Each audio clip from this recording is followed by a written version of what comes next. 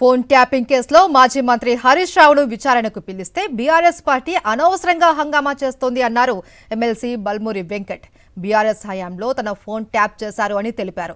గతంలో తనను కూడా విచారణకు పిలిచిన విషయాన్ని గుర్తు చేశారు. హరీష్ రావును విచారణకు పిలవకూడదు అన్న చట్టం ఏమైనా ఉందా అని బల్మూరి వెంకట్ ప్రశ్నించారు. నా ఫోన్ కూడా ట్యాప్ చేసిరు, నా నెంబర్ తర్వాత వాళ్ళ ఎంక్వైరీ డిపార్ట్మెంట్ డీటెయిల్స్ ఉంటే నన్ను కూడా పిలవడం జరిగింది.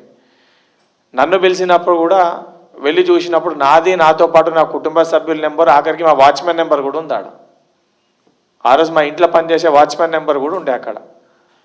అంటే అది చూసినాక నాకే ఆశ్చర్యం వేసింది.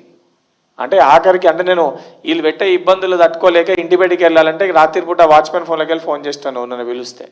వీళ్ళు నా ఫోన్ ఎక్కడ ఇంటారు అనే భయంతో గత ప్రభుత్వంలో ఆయన ఫోన్ నెంబర్ కూడా ఉంది అక్కడ. చూసినప్పుడు నాకు అర్థమైంది. సరే అర్థమై మీడియా ముఖంగా సరే వచ్చినప్పుడు నాకు తెలిసింది ఇన్వెస్టిగేషన్లో భాగంగా ఆఫీసర్ నన్ను ప్రశ్నించినప్పుడు నేను చెప్పిన.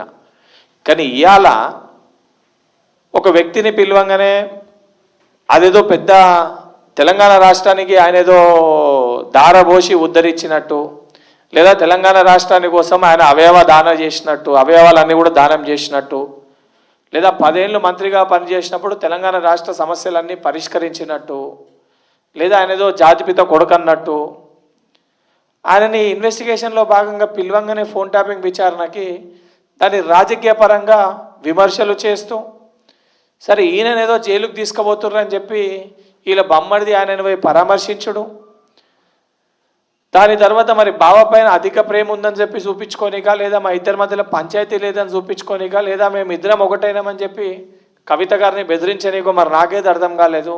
కేటీఆర్ అనే వ్యక్తి ప్రెస్ మీట్ పెట్టి అడ్డగోలుగా ఇష్టం వచ్చినట్టు కొన్ని అంశాలు ప్రస్తావించడం జరిగింది.